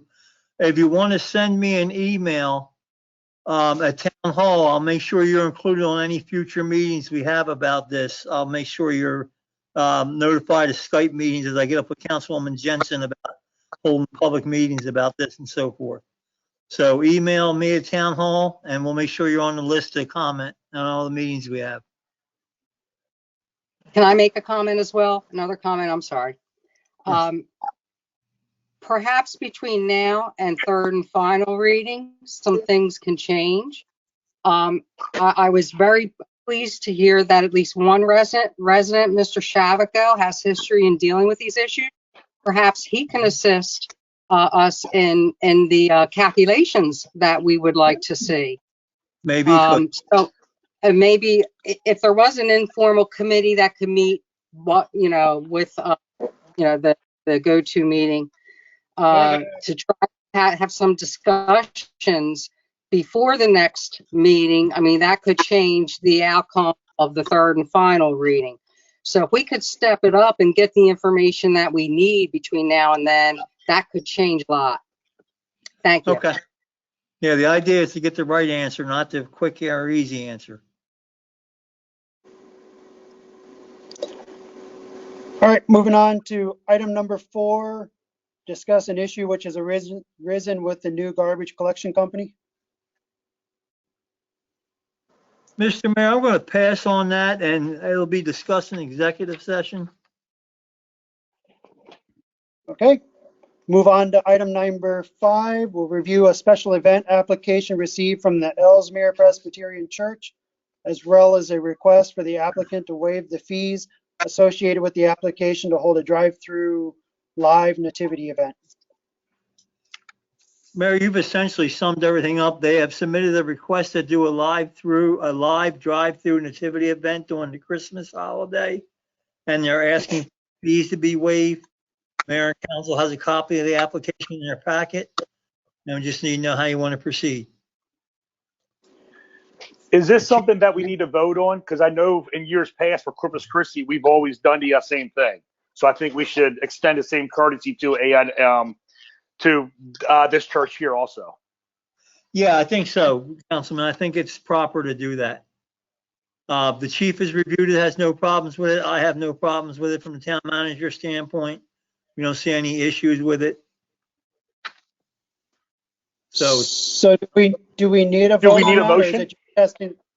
Yes, you need a vote to waive the fees. The fees. Yeah. I'll make the motion that we waive the fees for the church. I'll second it. Motion by Councilman Hurst, seconded by Councilwoman Skipsky. Do I have that right? Okay. Any discussion?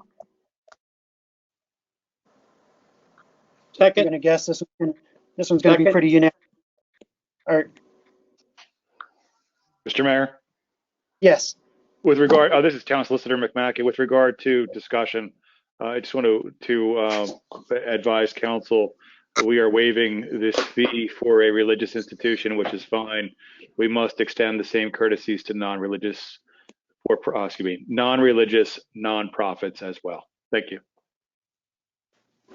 All right. Any other discussion? All right, we'll vote by roll. First district? Yes. Second?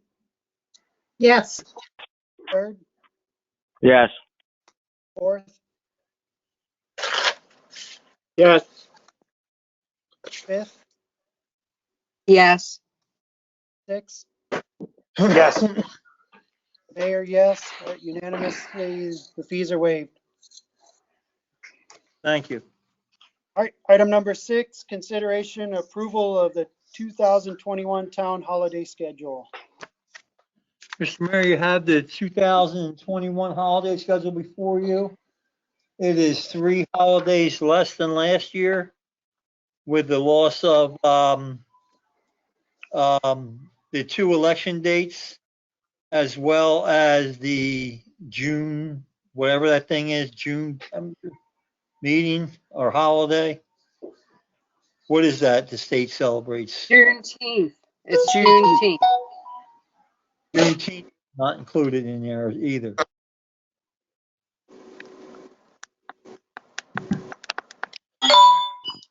All right, I think the chief has a comment about this. Yes. Also, Christmas is not on the list this year because it's on a Saturday. That's fine for town employees that get off on weekends, but the police department also works. Chief and I have I think the thing is that the Christmas holiday is being celebrated on that Friday is what the town's trying to do, and that's why they're taking off Friday. Is that correct, John? No, they did this. Well, this year they have Christmas Eve and Christmas. Well, this year oh, really? Yeah, it fell with Christmas being on a Friday and Christmas Eve being on Thursday. Now with Christmas being Thursday and Christmas being Saturday, we just took Saturday off because we don't work Saturday. Okay. Because I'm just thinking about what most people have. Most people have 7 paid holidays per year. So I was figuring if it was Christmas, it fell on a weekend, you guys would cover it on a Friday or a Monday, whether it was Saturday or Sunday. I didn't realize that we gave off for that, so I just must have slipped my mind. Sorry.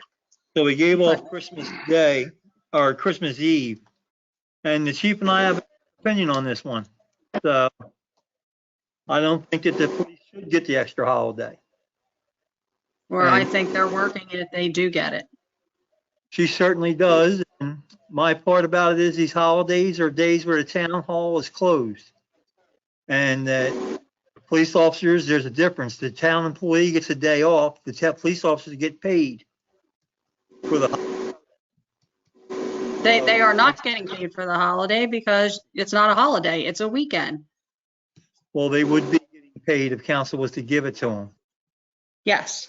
And if your employees get called in, they'll also get paid. If something happens. Not till after their 8 hours, just like your employees will be paid. Mm-hmm. Well, then why is it this year that they are getting, or next year in 2021, they're getting New Year's Eve when this year it was not a holiday? So why is it next year a holiday? I don't know. I didn't do holidays. That's why I assumed that you guys are counting New Year's Day as that Friday. I think that's what my thought was. Right. Usually it is. If the holiday falls on a Saturday, we celebrate it on Friday. If the holiday falls on a Sunday, we celebrate it on Monday. The only difference to that is Thanksgiving, which is Thursday and Friday. This year we had Christmas, which was Thursday and Friday. Next year we don't have it. Next year it's Friday and Saturday for Christmas Eve and Christmas. But do we always get off Good Friday with Good Friday being a religious holiday? Yes, we do. Yeah. And I would just say, if you're going to give the police the holiday, then give the town the holiday too. If you're going to give them one more, John, I agree with you on this one. That the police work, it's a separate thing from our town employees. So I think we're on the same page here. Well, that's not open, so I'm happy. All right. So I guess we need a motion to approve it or modify it or do something. I'll make a motion that we approve the holiday schedule as stands, with John's recommendation of the police being police officers, and they do a great job, and they're going to keep it up either way. Motion by Councilman Hurst. Do we have a second?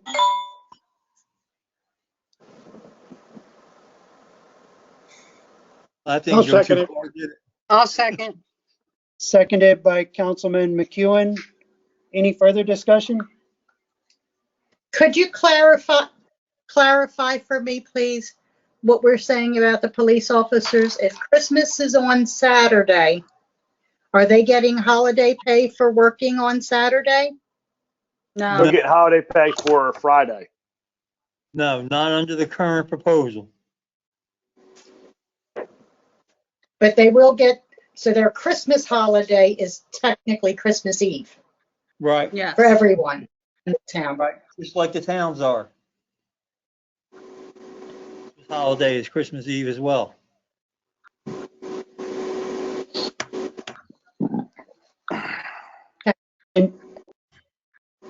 Any further discussion?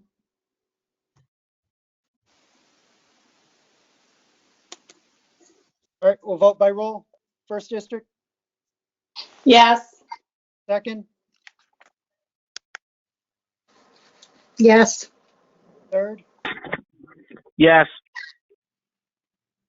Fourth? Yes. Fifth? Yes. Sixth? You're on mute, Brian. I said yes. Thank you. Mayor, yes. So the holiday schedule is approved. And that concludes new business. So we'll move to departmental reports. Number 1, code. The code department issued 35 citations during the month. 19 were corrected. 10 resulted in fines being issued, and 6 are still pending. Council districts, number 1, 6. Number 2 had 12 complaints. Number 3 had 5. Number 4 had 4. 5th district had 5 complaints, and 6th district had 3. Issued this calendar year 491 complaints or citations issued. Permit fees were issued were 1,396. BIU billed 1,083 of that, and the town received $313. Year-to-date billings from cited were 28,000, to which the town received $14,000 of. Current nuisance properties are 1304 ciphers, 272 Filbert, a second or subsequent offense, 274 Filbert, a second or subsequent offense, 412 New Road. There are vacant properties in the town. Public Works performed 2 abatements, one at 1330 and one at 1303 Sycamore. and pre-rental inspections were held, a total of 18 of them. Petitions heard, there were no petitions heard for the month of October. However, a meeting was held for the Planning Commission to review the NPDES procedure with NREC. Permits processed were 10. Business licenses, total number of business licenses processed during the month were 4. Or 1 in town, 4 out of town. Rental licenses 10, and abandoned vehicles 12 were tagged and only 1 needed towing, so 11 of them were complied with. Delaware, with their subcontractor Rommel Infrastructure, have been working on the corner of Kirkwood Highway and Poplar Avenue. They're relocating traffic signal cabinet and crosswalk and indicator call button for the Kirkwood Highway side of Poplar Avenue. This is in preparation for what they say is a major sewer project that will be done by Newcastle County along the Kirkwood Highway. We haven't received anything from Newcastle County yet telling us about it, but DelDOT's out there doing the work. Allen attended ADA training. Denise attended the virtual training session for FOIA. Code officer's last day before medical leave was October 9th. She will be out until for approximately 6 weeks. Code Officer Allen's absent. BIU has been performing the pre-rental inspections throughout the month. Denise and Code Officer McNabb have been working on processing the incoming rental and business license renewals. After that. Any questions for Code?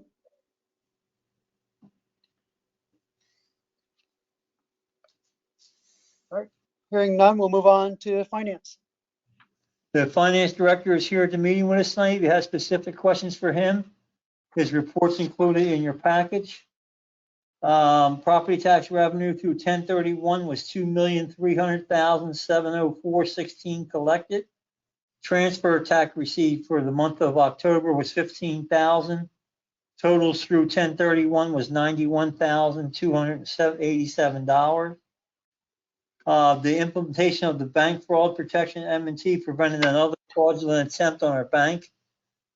Considering moving receipt of the official payments from the town's holding account to the general fund account, where the payments can be made online, pay taxes, business license permits.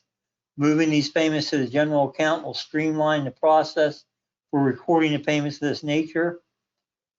The staff processed 277 business license payments yielding $41,495 rental licenses, which yielded $111,000.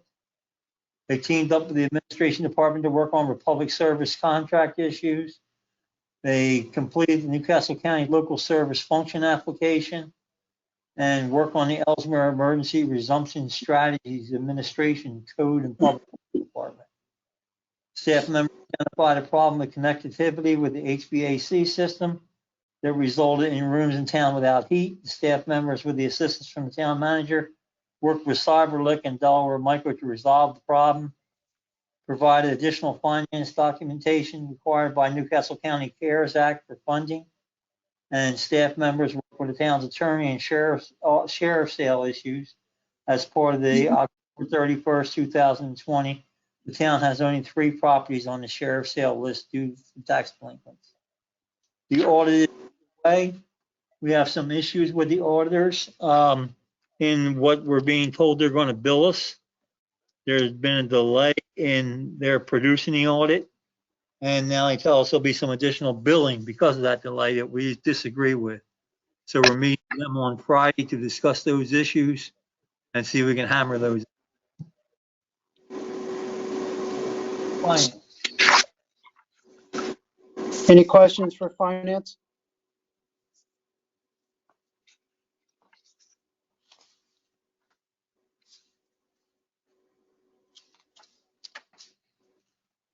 All right, there being none, we'll move on to Public Safety. You have your report in front of you. As you can see, they were busy last month. Also, at the end of September, since I wasn't at last meeting, Patrolman Fry and his wife welcomed a baby boy, a new addition. So that's 4 children within less than 2 months for the department. Something must be in the water. Also, I think that Halloween was a big success. We wrapped candy for the kids that were out trick-or-treating. From what I hear from the officers, it was really not many children out this year, which I think we all understand, but we got some good photos and it was a good public relations. It seemed like a lot of people really appreciated it. I also like to thank now the Needy Family Fund. As you know, we had a resident here who used to work for the town and went through some difficulty, and the Needy family stepped up and flew this resident's family out so that they could take him back to their residents out of state who is suffering from dementia. So the Needy family, this is what that fund is really truly for, and it was nice to see that this longtime resident now is with family members that are caring for him. And I just like to say thank you to all of you and all of you that contribute, you know, your council payments to this fund. It definitely went to good use, and they're very, very appreciative. So thank you. Also last month, I left it up to the town manager, which I shouldn't have, but in reference to the 2013 Crown Vic that you see sitting in the parking lot that needs a transmission. I know after listening, we do not have the funds. I'm going to get that car repaired is about $4,300. I already have a budget of $10,000. I've already used almost half of that already for vehicle maintenance. That car is essential. When I have an officer using that vehicle, now I have officers sharing all the vehicles we have that they're running, you know, 24/7, 12 hours at least every shift. It's not getting a break. What I'd like to do is ask mayor and council to take $4,300 out of capital depreciation fund to let me get that car fixed. And then hopefully next year, because I didn't ask for a car this year, and then when I come for a car next year, hopefully, that we will keep that in rotation, because I've already spent $982.11 already on that car this year. I'd hate to give it up and keep it in rotation for a down car or for a car that will be used for extra duty assignments. Because the car does run, it just now needs a transmission, and again, it's 2013, but it's a good car. So, quick question, Mr. McMackin, can we entertain that movement even though it's not specifically set forth in the agenda? You read my mind, Mr. Mayor. I hate to say no. One way we could possibly do it is if we were to make a determination that this is something that arose suddenly, it can't be deferred. So if this just arose recently, and public safety would be at risk if we don't get this Crown Vic out there and rolling soon, I'd be comfortable saying you could amend the agenda to include this issue and still be compliant with FOIA. But if that's not the case, I would defer it until the next meeting, sir.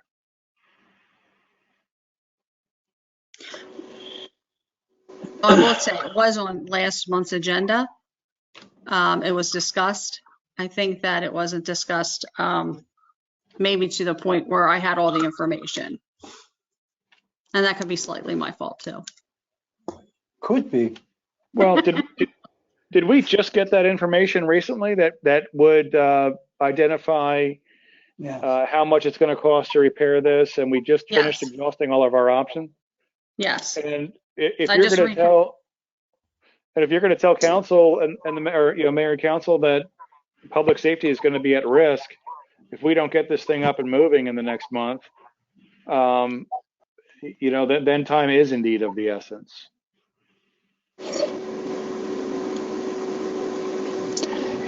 that correct, Okay, Chief? Chief, you tell them that? Well, I Or- will say that public safety can be at a risk because we're going to be now using the vehicles that we currently have that are functioning, that are getting more use, more time on the vehicle, more wear and tear. What's I the don't think we're there, unfortunately. I'm sorry. I don't I want to know. say no to you. No. I get it. No, I'm another And of month. course, you all can do whatever you want. All I could do is recommend and advise, but I don't want to be on the other side of that FOIA complaint. Yeah. No, I get it.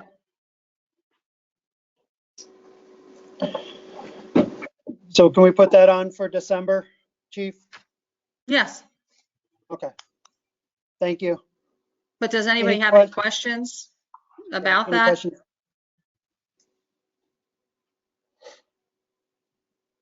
Or any questions for public safety in general? Yeah.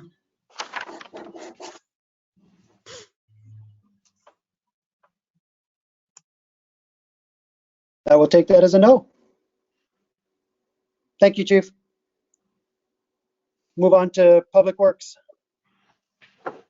Public Works, they're addressing all roadway issues quickly as possible. They patched potholes the following streets: Old DuPont Road 5, Boulevard Road 3, Balloon Road 4 of them, and Maple Avenue 3. Currently, there are sinkholes being addressed the following: 512 Redbud Court, it's a Newcastle County project, and Forest Avenue, a Second Avenue, has been completed.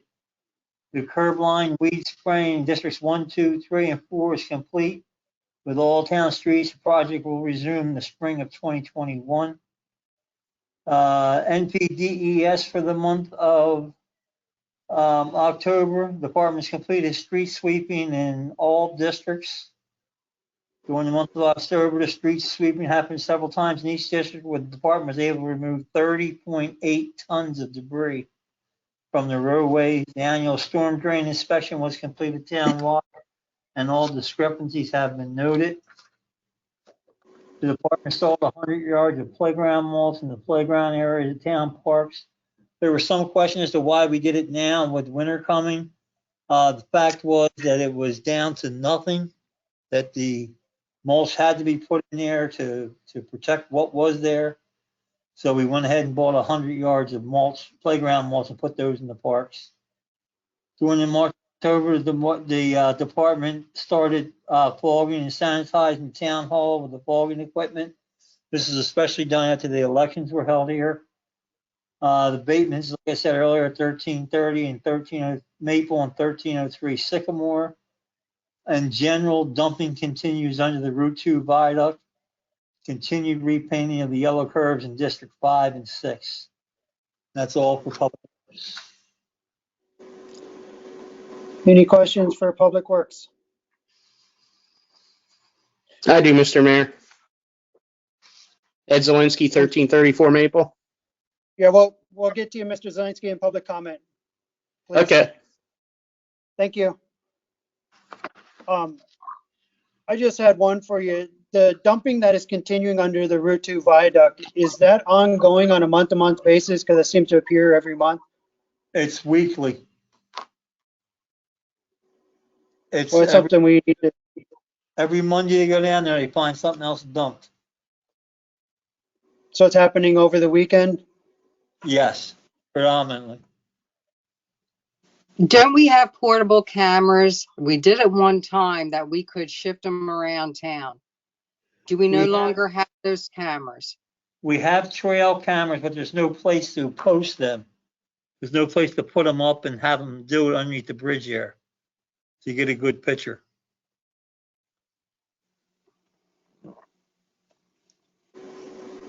Trail cameras you see on sale at Cabela's or something, where somebody tracks a deer or something. Our attorney may know more about that than me, but they're not surveillance cameras. Maybe we can figure something out. People are way too comfortable with dumping there. Yeah, it's every week. All right, any other questions for Public Works?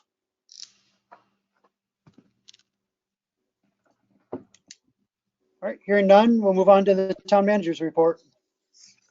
You have the town manager's report. There's nothing really to add, except that today I received a bid for the leak in the roof in the library and the atrium area. And we've got our first bid in of $39,900 to make that repair. I'm going to send that out in an RFP because of the amount and see what we get as far as RFP responses to it. But hopefully we'll have something back for the December meeting. But it's every bit of 20 some years old over there, so it needs to be replaced. It's been patched repeatedly. The streets are part of falling apart. That's all I have, Mayor. All right, any questions for town manager on his report?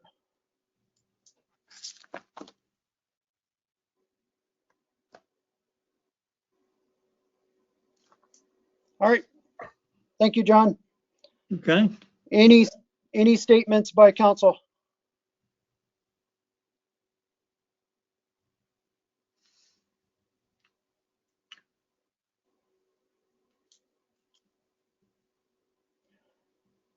All right, hearing none, we'll move on to public comment. Mr. Zelinski? Yeah, so I'd like to address Town Manager Giles. I'd like to say that the Public Works Department is still continuing to do a great job throughout the town. And I just have one issue that came up today, so you're going to get a chance to call Town Hall because I noticed it after hours. Out in front of 1336 Maple, there was a clean out company there today. They left all kinds of glass in the street. I was wondering if you could get anybody by there tomorrow to possibly clean up the broken glass. Sure, we get somebody by. Thank you, sir. 1336 Maple? That's correct, sir. Okay, good enough. Thank you. Okay. Any other public comment? John Pasquale, 13 Alfred Avenue. Lucky 13. Lucky 13. My comments for Chief Giles. You're doing a hell of a job, Laura. That's it. That's why you're always my favorite, John. Yeah, well, you know. You could maybe park that broken down police car underneath the bridge. You'll stop dumping for a little while. See ya.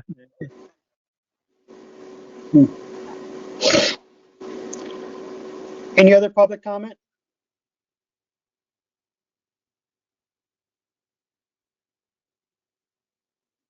All right, hearing none, we need a motion to adjourn into executive session, not to return to public session. So moved. Motion by Councilwoman Persani. Second. I'll second. Seconded by Mayor. We'll do vote by roll. Well, first district.